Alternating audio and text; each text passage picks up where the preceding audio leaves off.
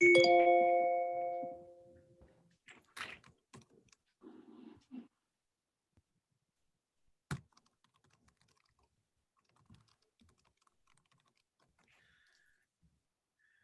morning and welcome to the first event in WITA's Trade and the Environment series. Over the next few months, we'll be holding a series of events looking at the intersection of trade and trade policy with the environment. At future events, we'll look at the EU Green Deal, sustainability and the circular economy, and how government subsidies can either help or harm the environment. Today's kickoff event was originally scheduled for March 18th in Washington, D.C., but that was the first week of the COVID restrictions in Washington and around the United States, and a week before the first of our nearly 40 webinars that we've hosted since then. Of course, the issue of climate change hasn't gone away just because we can't meet in person. And in fact, I think we're seeing more and more stark reminders of why that issue is more and not less important than it was even in March. Before we get into today's event, we'd like to call out the names of a few people who you are in community with on today's webinar. Welcome today to John Hickson at Yum Brands, Amanda Blunt at USTR, Penny Noss at UPS, and Melanie Foley at Public Citizen. Welcome, John, Amanda, Penny, and Melanie, and welcome to all of you. Today, I'm pleased to welcome our guests, Jennifer, Sarah, Dave, and Sasha to the WITA platform. Originally, we were going to fly Jennifer in from Michigan for the March event, and so we've actually lowered our carbon footprint by having her here with us and all of you online today instead. Today's event is meant to be a scene setter for the rest of our series as we discuss how trade and trade policy can be good for the environment. If you're watching this on Zoom, you can ask questions using the Q&A tab, and you should have received today's event program with our panelist biographies, so we can move straight into our program. Thanks again, Sarah, Dave, and Sasha for joining us. Jennifer? Thank you so much, Ken. It's a delight to be with all of you this morning and to have helped to lower WITA's carbon footprint. As the kickoff panel for the Trade and Environment series, our task today is threefold: to provide some history and context to the subject, to address how existing trade agreements address environmental issues, and to start to explore how trade agreements can move us toward more sustainable trade in the future. To us old timers, speaking for myself, many of the trade and environment issues debated today are very familiar echoes of the 1990s and the aughts. Border carbon adjustments, environmental goods and services, tariff liberalization, disciplining fishery subsidies, investor-state dispute settlement. But newer or newly elevated issues like climate change and the push for a low carbon economy, or plastics pollution and the circular economy, are bringing trade and environment back to the fore. Can the trading system be part of the solution to these sustainability challenges? And if so, how? We have a really great panel today with decades of experience in these issues, as you'll have seen from their bios. And I'm sure that some of you registrants have followed this issue for a long time. But I challenge any of you to have beat longer than Dave Shark. Dave was already with USTR when the Tuna Dolphin case burst on the scene in the late 1980s. And I myself first met Dave in 1993 on detailed USTR from EPA when he was negotiating the trade and environment guidelines in the OECD. So Dave, my first question is for you to start off with the history and context of this topic. For those of us who are new to trade and environment, how did we get here? And especially, can you tell us about the GATT and the WTO? Over to you, and come off mute. You're on mute, Dave.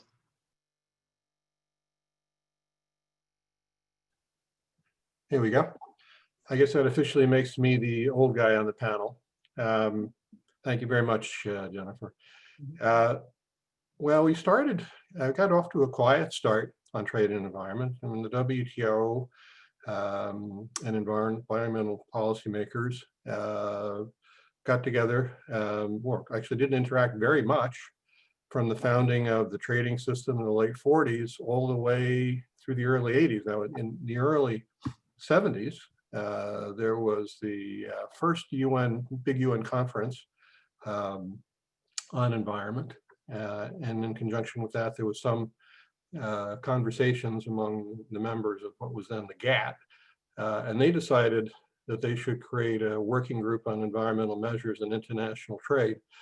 But that was just a standby mechanism, and it was put there because members were concerned that all this new talk about environment and trade could lead to trade restrictions.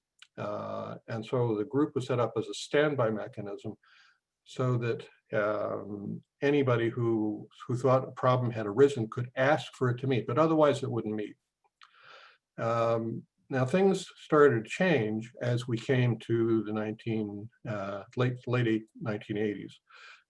First off, you had the famous Tuna Dolphin dispute, where a panel under the GATT determined that it was not allowable to draw distinctions between products based on the way they were produced, unless the way they were produced had some impact on the actual product itself, on the qualities of the product itself.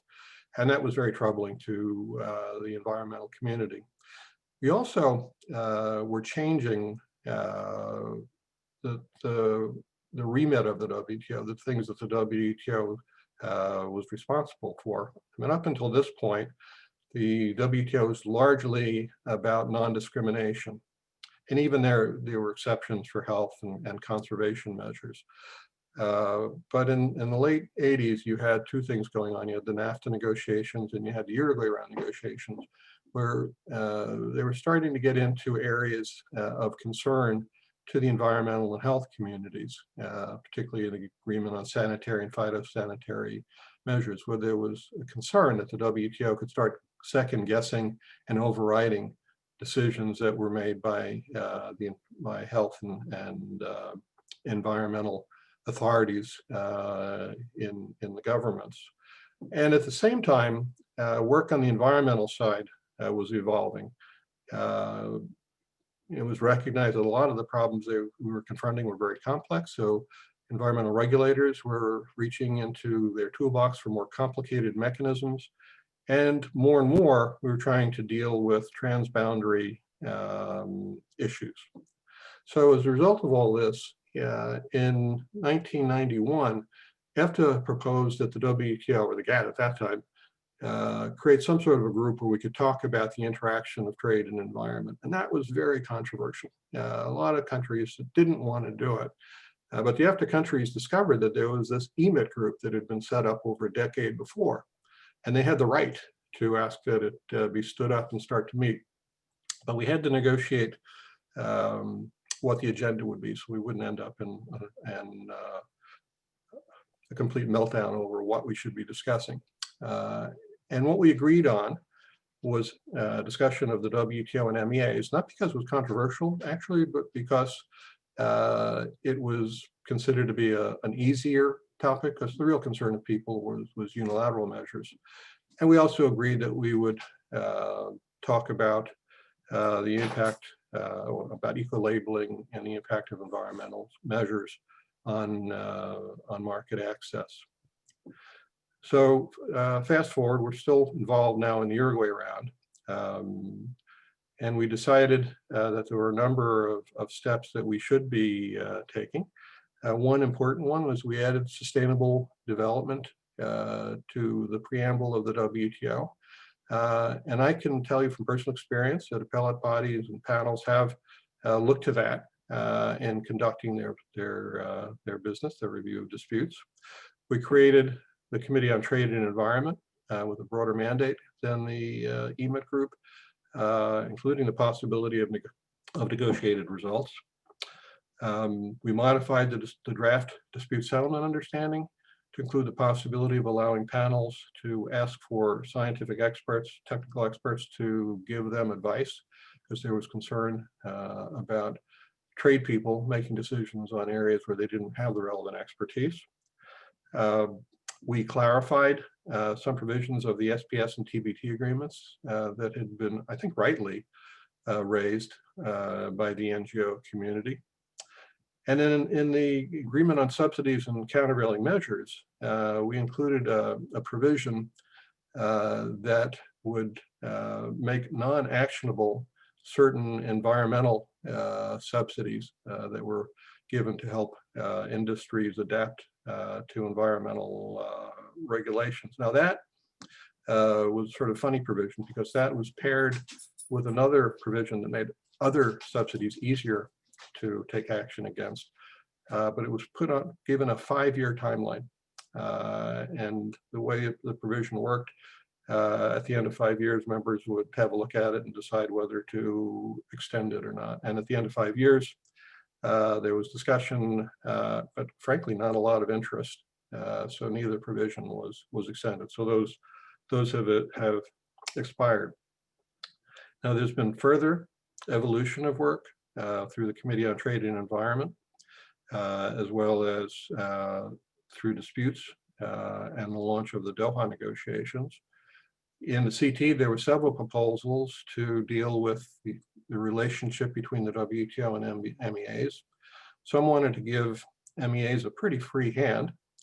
Others weren't comfortable with that. They said, well, we should give them flexibility, we should give them space, but there should be some conditions that need to be met to ensure against abuse. Now, the problem with that, of course, is at that point you're starting to, in effect, write conditions on what environmental negotiators should be doing. And so that raised concerns. Certainly there was, many people had problems with a complete blank check. And we were starting to hear concerns from our own environmental negotiators that too much freedom to deal with trade measures could hurt their efforts to negotiate environmental agreements. So those negotiations seized up, didn't produce results. Now, at the same time, we were looking at what we came to talk about win-wins in the WTO, areas where doing sort of the normal business of the WTO could also benefit the environment. First thing we looked at was agriculture, because a couple of us were really perplexed towards the end of the Uruguay round, where there was a strange alliance between the European ag lobby and environmentalists who were opposing reform of things like agricultural subsidies. We understood why the ag lobby felt that way, but we really didn't understand why the environmental community would take common cause with them. And so a number of us, US, Australia, and Argentina, started to prepare papers and started a discussion on what the relationship was between agricultural subsidies and environment, and it wasn't good. So that was a helpful discussion. And then, and I guess we can talk about this a bit later, Jennifer, how it came to be. But we found another win-win, and that was fishery subsidies. We determined that fishery subsidies were bad both for conservation and the environment, or at least many of these subsidies were, and started, the US actually initiated a discussion of how these subsidies were problematic and how addressing them could be helpful for both trade and environment. In the meantime, the jurisprudence in the WTO was evolving. You had in particular two important disputes, one involving reformulated gas and the other involving shrimp and turtle, the latter dealing with measures that were designed to deal with the incidental taking and killing of turtles when per se fishing for, or when fishing for shrimp. U.S. Initially lost both cases, but was able to comply with both of them in a way that was satisfactory both from a trade standpoint and an environmental standpoint. But I think what's most important going forward is the jurisprudence that came out of it. RFG, there was a determination that clean air is an exhaustible natural resource. And most of you listening nowadays would just say, duh. But it wasn't necessarily obvious at that point, because the other side argued in the dispute that they had looked at the historical record of the creation of the exception for conservation of natural resources. So the drafters were looking mainly at minerals. But here's, I think, one of the areas where we were getting questions from the panel what sustainable development meant, and they took a broad and I think appropriate interpretation of it. In shrimp turtle, the appellate body, not the panel, but the appellate body did an interesting thing. The panel put very little thought into it, as far as I could tell, and just sort of rubber stamped the Tuna Dolphin dispute. But the appellate body overturned not just the panel, but they overturned the reasoning of the Tuna Dolphin dispute and said, no, it is acceptable under the exceptions, or it can be acceptable under the exceptions for health and conservation to put in place measures that are based on product production and processing measures. They faulted us on the way we did it. They attached importance to international cooperation, which the U.S. had engaged in. They gave us credit for working out deals with the Caribbean, but they faulted us for not working with more countries. But we, the State Department, changed the regulations, engaged in further negotiations. We were challenged on our implementation by Malaysia, because we hadn't gotten into an agreement with them. But the result was a ruling against Malaysia. It said that the finding said that you cannot make some countries' compliance with the obligations of the WTO contingent on the actions of a different country, of another country, which you have to have in order to enter into a multilateral agreement. What was important was that we had created the opportunity and tried. Now, we also started the Doha negotiations, where, of course, we had the agriculture negotiations, which are particularly relevant to environment because of the subsidies angle. We launched fisheries subsidies negotiations. We launched negotiations to reduce eliminate restrictions on environmental goods and services. And at the EU's insistence, we included provisions to negotiate on MEAs, with very limited, and in the end didn't go anywhere. I'll try to wrap up quickly here. One important result was that on agriculture, at the Nairobi Ministerial Conference, we agreed to prohibit agricultural subsidies, not only meeting one of the objectives of the round, and few of those objectives have been met to date, but also meeting one of the sustainable development goals. Fishery discussions, fishery negotiations ongoing, but very difficult.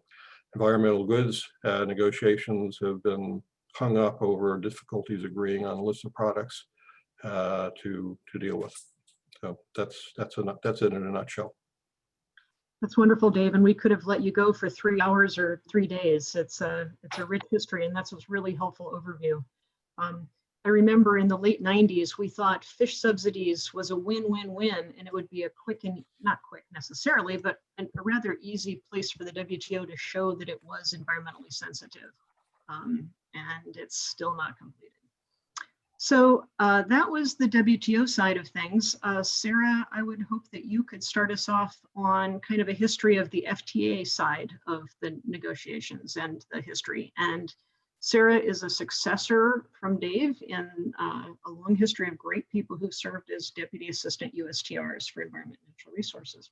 So Sarah, tell us about the FTA world. Absolutely. Thank you, Jennifer, Ken, and the rest of the panel.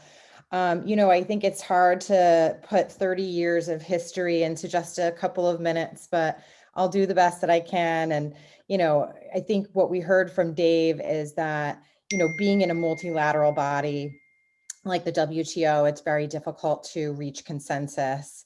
And, as a result, there's been some progress, but a lot of paralysis as well in some of these issues. So it's really not a surprise that, the US started to push forward with environmental provisions in bilateral and regional FTAs.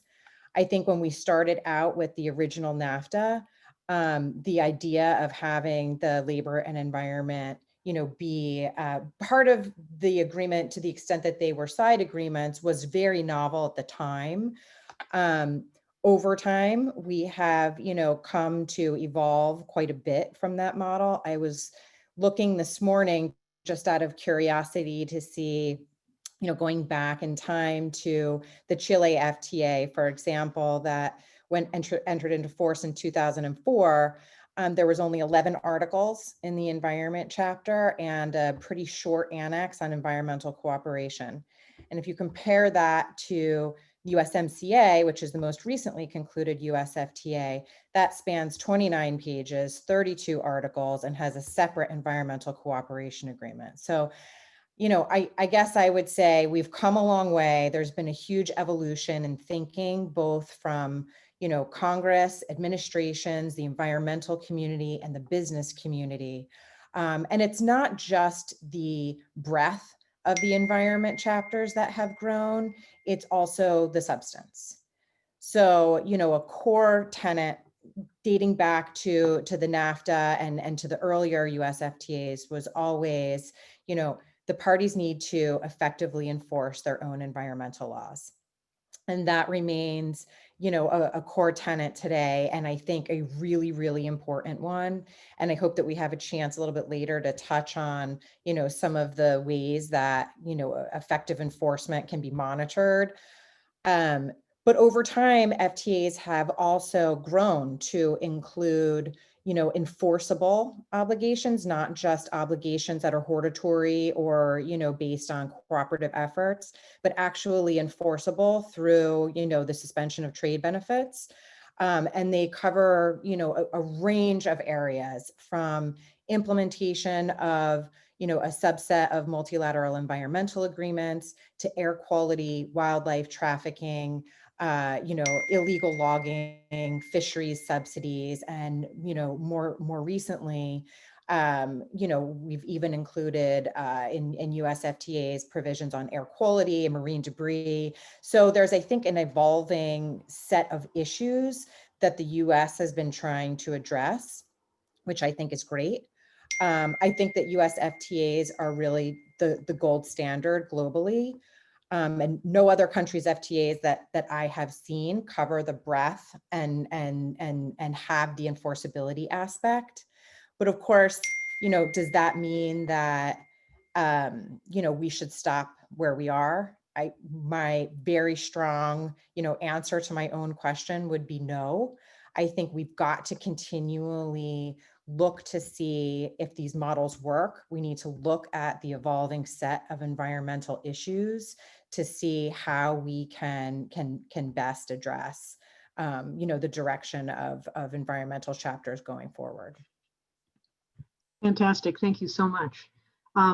Sasha, continuing with the history, would love your thoughts on either side, WTO or USMCA, and maybe particularly given your and your organization's long history of monitoring illegal trade and looking for ways to make trade agreements more effective in that area. What would you like to say, particularly about maybe the history of enforcement and compliance mechanisms? Great, and by the way, I should mention for everyone that Sasha is a member of TPAC, the Trade and Environment Policy Advisory Committee.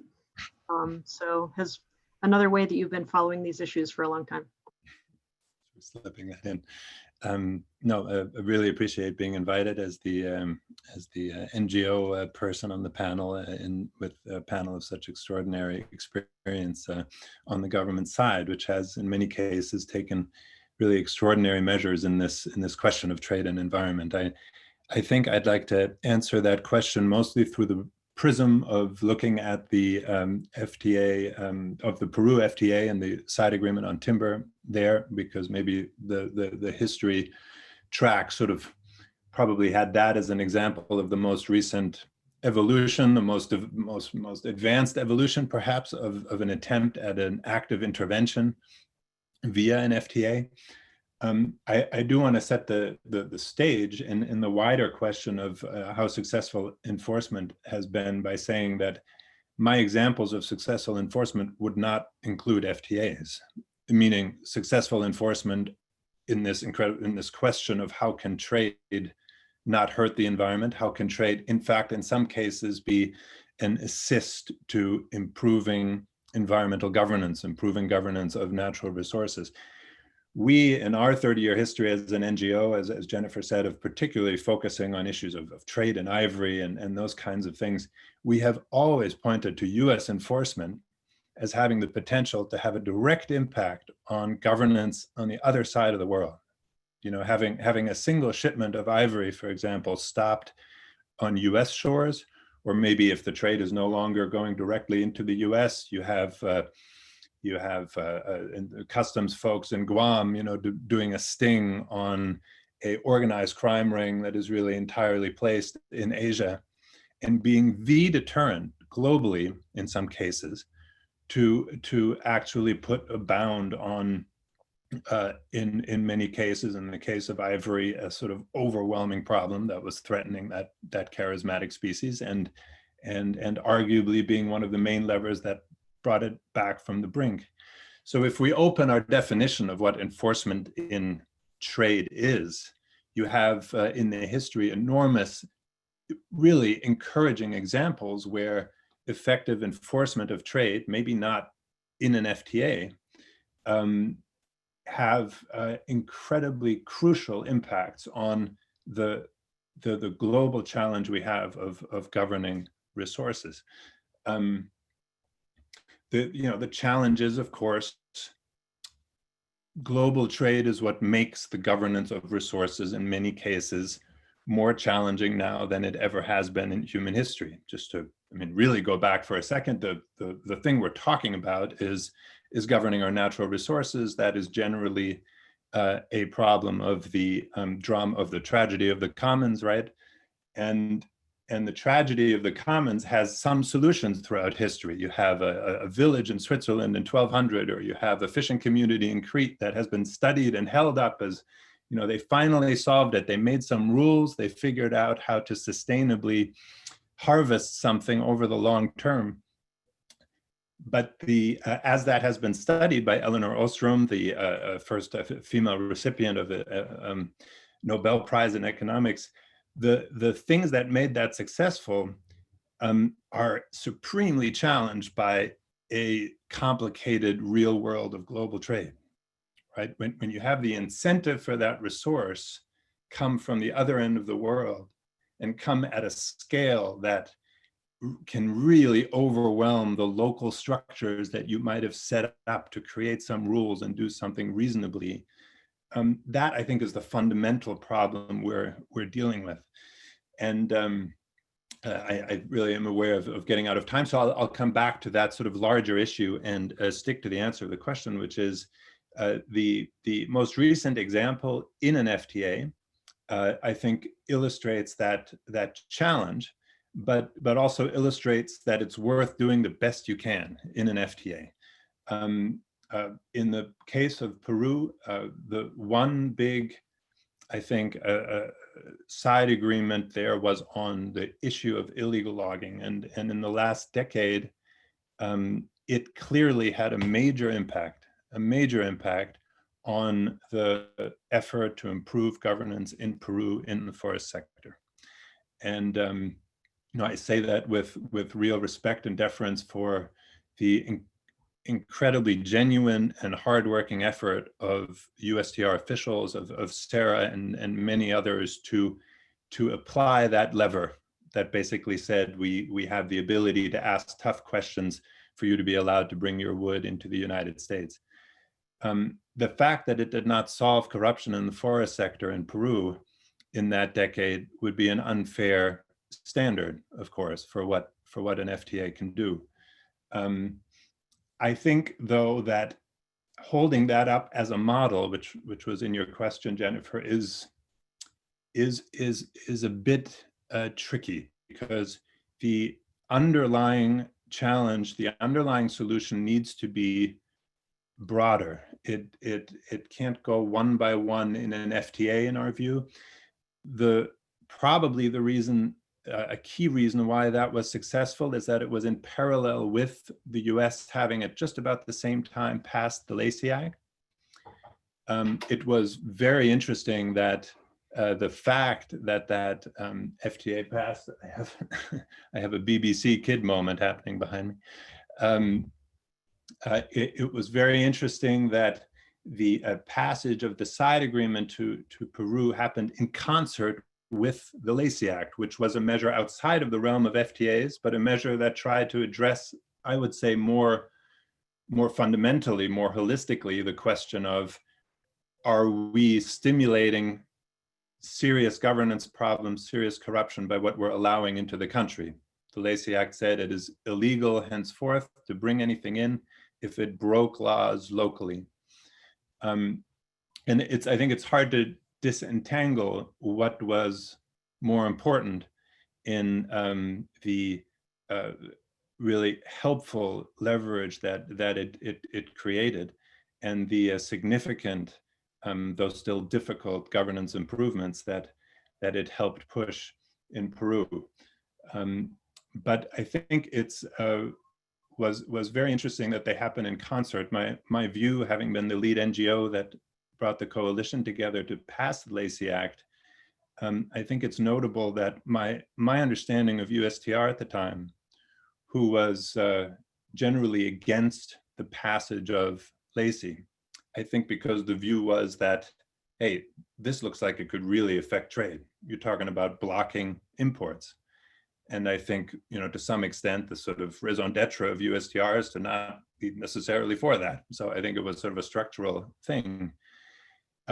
As Lacey gained steam, I think there was a recognition in USTR that, hey, if we allow that to go through, maybe the pressure on the FTA will be taken off a bit, because passing an actual mechanism that addresses this issue doesn't put the burden entirely on the FTA to solve all these problems, which, if you just set up the negotiating desk of an FTA, that's not the place to play hardball on what can come into a country, since the opening point of the negotiations is to liberalize trade.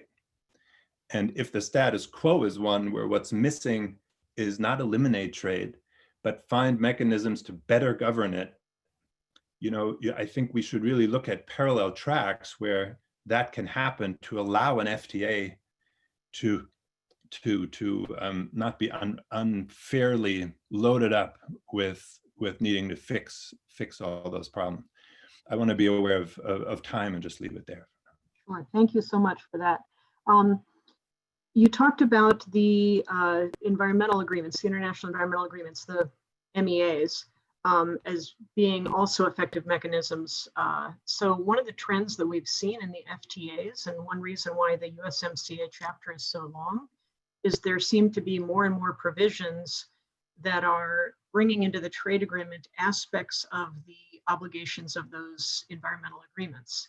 And I would like to sort of pose for all three of you, but maybe starting with Sarah and then Sasha, how you see that evolution as helping or hurting, and how effective are those really? And I guess this also transitions us from history to where we are today, which is, I'd love your thoughts on that issue in particular, but more broadly on the Trans-Pacific Partnership, which Michael Froman committed to making the greenest trade agreement ever.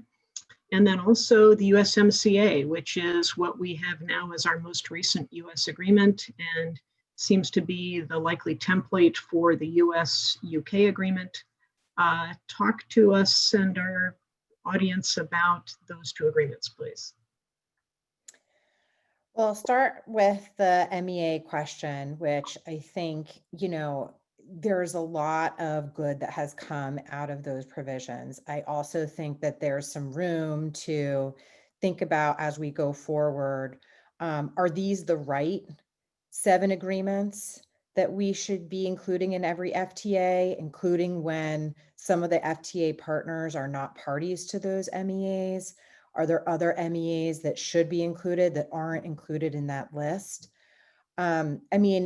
The truth is, with the MEA provision, there's a lot of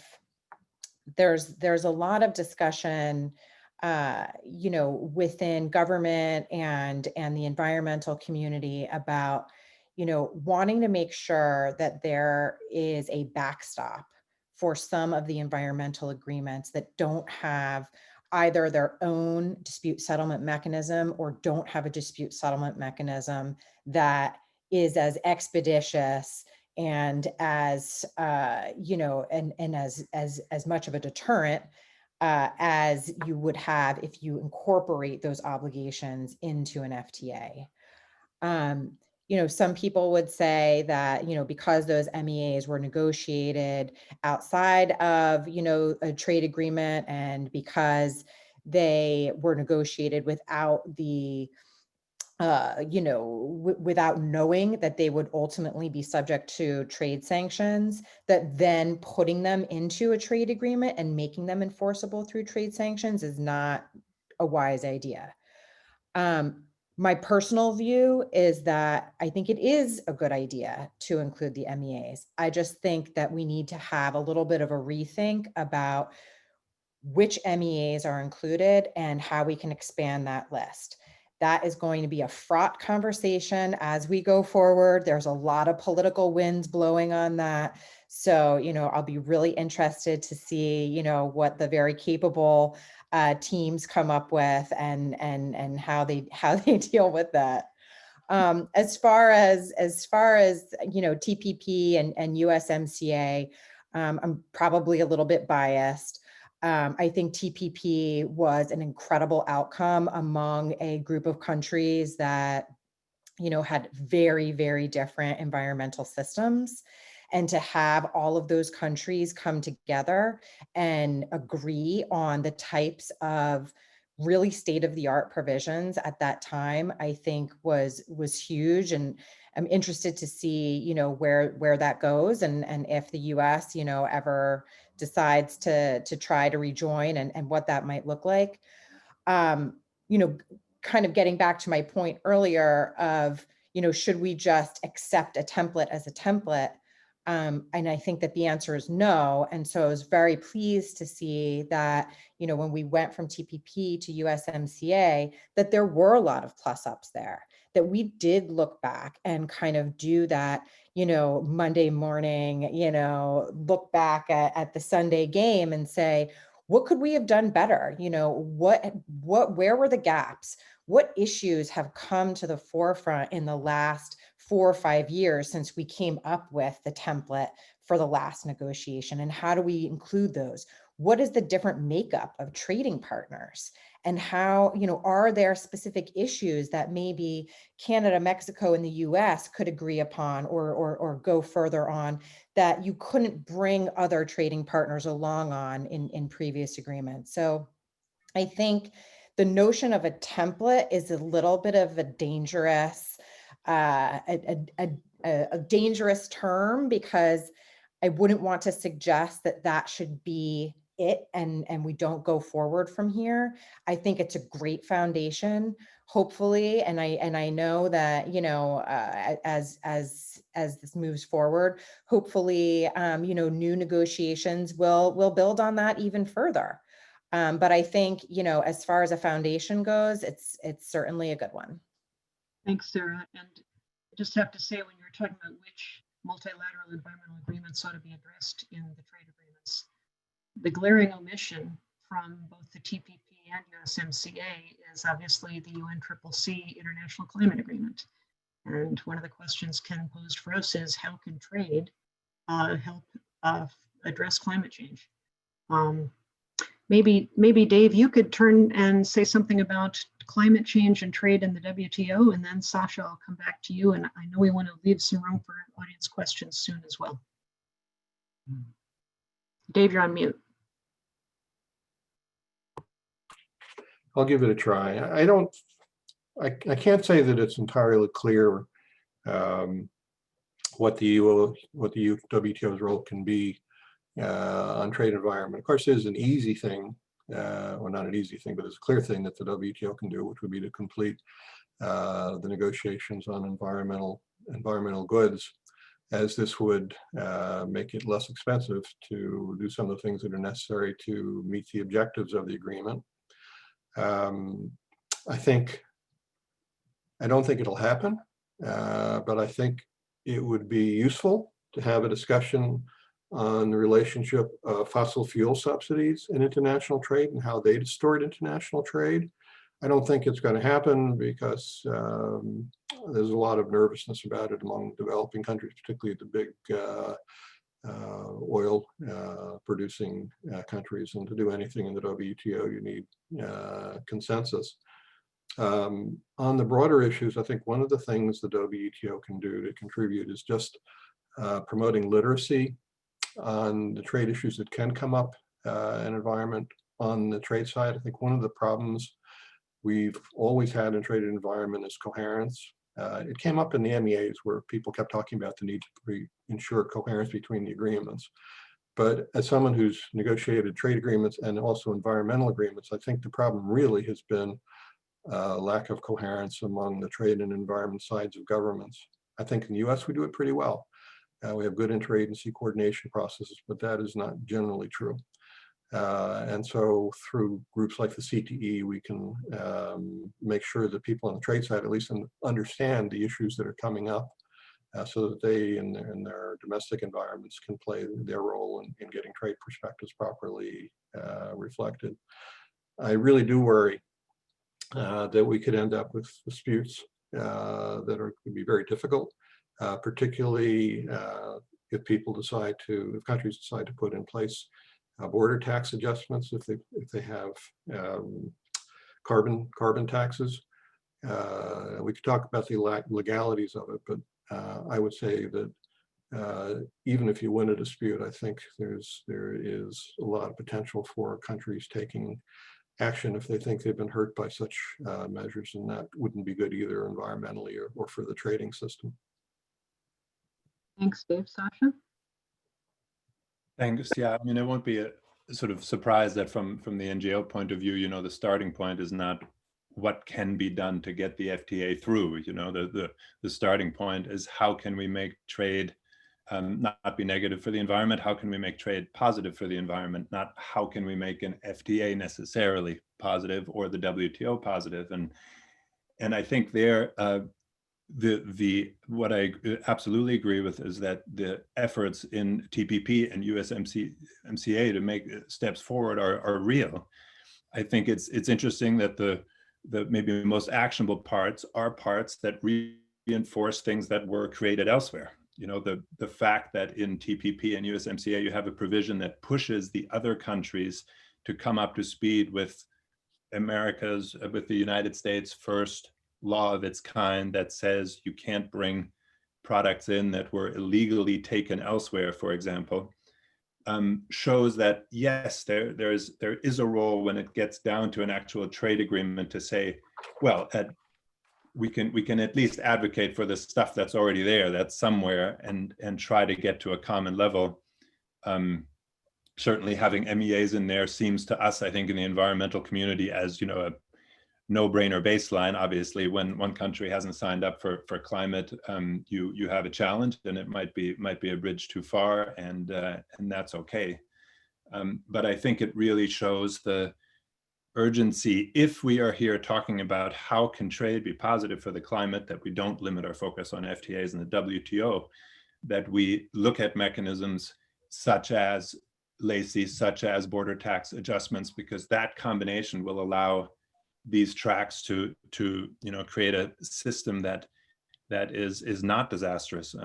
The fact that TPP calls for, and USMCA, it's too weak, but the fact that the language in there picks up on this US idea that is beginning to spread around the world, that you shouldn't trade stuff that was illegally taken elsewhere, is really fascinating. And I think it's a kernel that has way broader implications than its particular application right now on wood products, because I think it actually gets to the heart of what trade makes so difficult in local governance, you know, and it is anti-imperialist. It's the opposite, right? It's saying we respect your laws in terms of what our role is as a major consumer in the world. And so the reciprocity of it can be extremely positive, because the reciprocity would be that another country says, well, we won't take goods that were stolen from you. So it's a you know, positive cycle rather than a negative one in terms of reciprocity, this principle. And I'll just end with the view, I mean, in case we might be closing now to questions, that principle looks like it's going to be enshrined in a new bill that's coming forward in the United States to be applied to broadly across agricultural commodities, which, you know, would be a huge chunk of world trade. To say, generally speaking, basically take the Lacey idea and apply it to commodities that affect deforestation around the world, and say that you cannot bring, whether it's soybeans or cocoa or rubber or palm oil into the United States if they are result, in this case, of illegal deforestation abroad. And, you know, that kind of measure, if you imagine that taking root parallel to FTAs, and then FTAs feeling comfortable enshrining that could be sort of a partnership that could really start to address this issue of, can there be trade that helps the environment rather than hurts it? Very interesting. I just have to note the irony, the provision that you're describing that's in the USMCA about countries not importing products that were taken illegally in their home countries is one that the United States fought for very hard to include in TPP. And once the US pulled out of TPP, the short list of provisions that all the other parties were suspending included that provision. So that was unfortunate. Looking ahead, I know, Sarah, you were interested in talking a little bit about how Trade Promotion Authority might look different going toward the future. And that squares with one of the questions that we've gotten from our audience, and we're starting to turn to those. We have a question on what should the role of Congress be going forward? Chairman Blumenauer yesterday noted that perhaps Congress should, quote, radically rethink TPA. How would you structure TPA? What role do the three of you think Congress should play going forward? Sarah, let's start with you. Okay, great. Well, this is an easy question. You know, look, as I mentioned, I think we have been in a little bit of a holding pattern, frankly, on TPA. I think, you know, the May 10th agreement was now, you know, 13 years old. There's still aspects of it that I think are really important. The core, you know, provisions of the environmental chapters on effective enforcement. As I mentioned, I think that the MEAs is a piece that, you know, the language of the bill anticipates that would evolve, but politically it's been difficult to move off of the 7 that are in there. So I think, you know, MEAs is an area to rethink. I think there's been a movement in USMCA through the creation of an interagency committee to monitor the obligations, you know, in that agreement, that's getting us closer to a more systematized approach to looking at, you know, our trading partners living up to their obligations. I think that's super important. I think that's an area that we must continue to focus and iterate on. But I would say that, you know, at least in my experience, the stick must be accompanied by the carrot.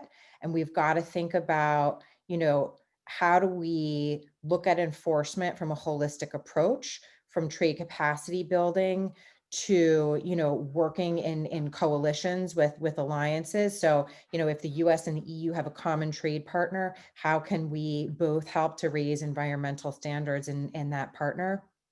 I also think that we need to think about, you know, other alternatives, such as, you know, is there some type of fund that, you know, needs to be created among trading partners where, you know, that money is used to help remedy, you know, an environmental harm. I think that there's some creative thinking that can be done by Congress, including, you know, in consultation with all the stakeholders, in order to, you know, kind of look at how we move into, you know, the next phase of trade agreements. And then finally, I would just say, I think that there are some areas that have come up that are not included in, you know, the last few iterations of TPA that, need to be, thought about as we move into new trade agreement negotiations. And, some of those include secondary materials. How do we use technology better to, help with environmental enforcement? How do we look at the nexus between national security and environmental protection? Because that's a huge burgeoning issue.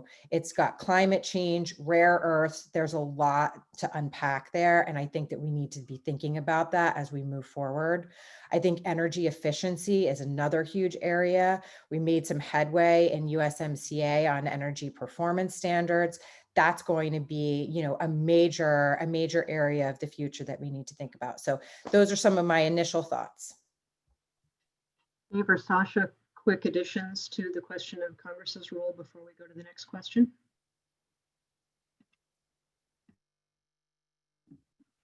I'm okay in the interest of time. Okay. Yeah. All right. Dave, did you have anything to add on this one? If so, you're on mute. No, I think Okay, that great. All right. We have several questions that have come in on what I sometimes think of as everyone's favorite topic, which is border carbon adjustments. This is, my understanding is that probably the next panel in this series is going to focus on the EU's Green Deal, and very much border carbon adjustments will be part of that. And so hopefully there will be an extensive discussion in that one. I'll just very briefly say that I was active in 2008, 2009 in trying to design provisions in Waxman-Markey that would be WTO compliant, that had to do with purchasing allowances, because we were trying to pass a cap and trade system. I think a general assessment is that if you instead are trying to address climate change domestically through a carbon tax, it's a lot easier to design a border tax adjustment, though there's still enormous complexity around that. Dave, Sasha, Sarah, anybody want to say anything briefly today on border carbon adjustments?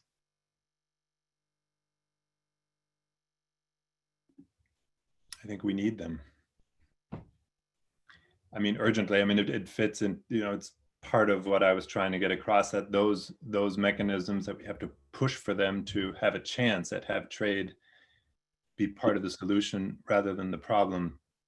That is a form of that mechanism is absolutely critical to have our trade not hide our actual impact on the climate. And we can work at home, but what is our actual footprint?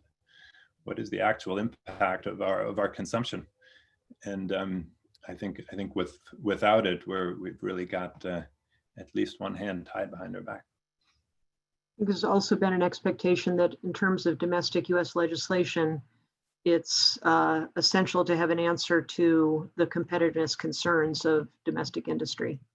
If I might, I think legally you have uncharted territory. There's never been a case of this sort. Clearly there would be problems in terms of national treatment, but you'd have to see how the exceptions would be applied. And in a dispute, I think efforts would be looked at to see how even-handed and fair the provision was written. But you can't, I think, distance it from the external environment that surrounds it. I mean, right now, if you have one of the major actors saying that climate change is not even a legitimate issue, you have a very volatile situation where if other countries take action that affect their interests in the name of climate change, you have the potential for a real serious collision. On the other hand, in a more collaborative, cooperative environment where everybody's trying to figure things out, you might find more interest in finding intelligent ways of applying things like border taxes, border tax adjustments. I don't see that right now. I see it as something that could lead to a very large fight. Thanks, Dave. We have about 5 minutes left. I would like to pose another one of the questions that's come in from the audience, which is looking ahead to future FTAs. What wasn't in the USMCA on environment or climate that ought to be included in the next agreement? And I guess I would ask each of you to also, as part of answering that, give us whatever concluding remarks you'd like to give on this topic that we didn't ask, or that you want to make sure that the audience takes away from our conversation today. We need 1 minute left at the end for Ken as well. Sarah, do you want to start? Sure. I mean, I think I ran through my list of hopes for, you know, what could be included in future FTAs. I mean, I think my takeaway in all of this is that trade is an incredibly powerful tool to raise environmental standards around the world on a range of issues. There is a proven track record on that, but it is not perfect. It is not a panacea for everything. I agree with Sasha wholeheartedly that, you know, there needs to be, you know, other things working in tandem with trade agreements in order to, you know, solve some of these issues. I'm hopeful though that, you know, with TPA, you know, renewal coming up and this being front of mind for a lot of people, that, you know, continued creative thinking is going to, you know, lead us to even stronger agreements. So with that, I will turn it over to Sasha or Dave. Thanks, Sarah. Sasha, 1 minute.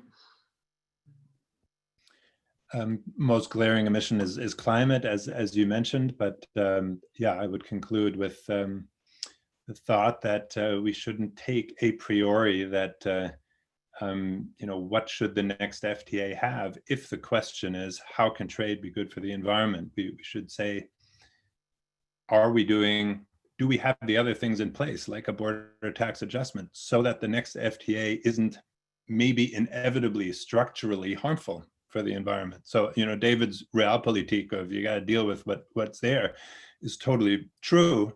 But then we should also be very sober about assessing what the impact of the FTA is under those conditions, you know, and not just take a priori that under those conditions, hey, we got to do the FTA, so let's see what we can get through in there. We just got to try to be real if we care about the phrasing of the question, how can trade be good for the environment? Dave, closing thoughts? I think it's been pretty well covered. I think at this point we can just hand it over to Ken. Sounds good. And my apologies to the audience for all the great questions that we didn't get to. Ken, take us out. I'm going to take us out, but I'm actually going to ask a question that Okay. was burning for me and wasn't in the list. President Trump, his trade policy has equated economic security with national security and used that as a reason to take some exceptions to be able to take exceptions to WTO rules.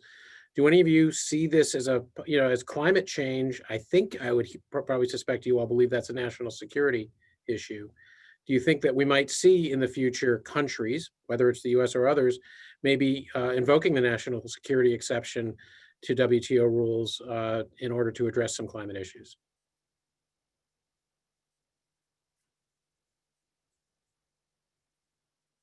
I mean, that's a tough one, Ken. I know. You It's know, getting chatter though. yeah, exactly. I think we have to be really careful and very deliberate in how those exceptions are used. Even if we acknowledge climate as a national security matter that needs to be part of a national security strategy, that doesn't mean that, you know, it warrants, you know, use of those measures, you know, just as a matter of fact. So I think we just have to be really careful and think that through on a fact by fact basis. Dave, did you want to jump in? Yeah, I mean, I think on the national security exception, a Pandora's box has been opened. And I think that there is every potential for others to use it and to use it in ways that we as Americans would be unhappy with. Not necessarily on climate, But it's something that keeps me up at night. I would also note that the fact that you claim the exception doesn't necessarily protect you from action of others.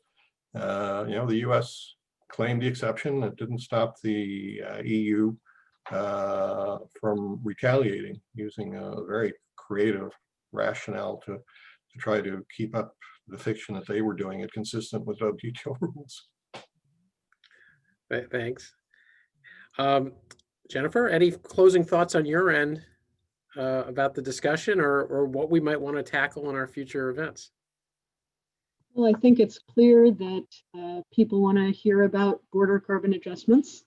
I think that the subsidies discussion should be very interesting, including if fish subsidies has been so hard, if ag subsidies has been so hard, what is the prospect for disciplining subsidies with respect to fossil fuels? Or how do you come up with subsidies that promote renewable energy in a way that is consistent with or justifiably deviant from current WTO rules?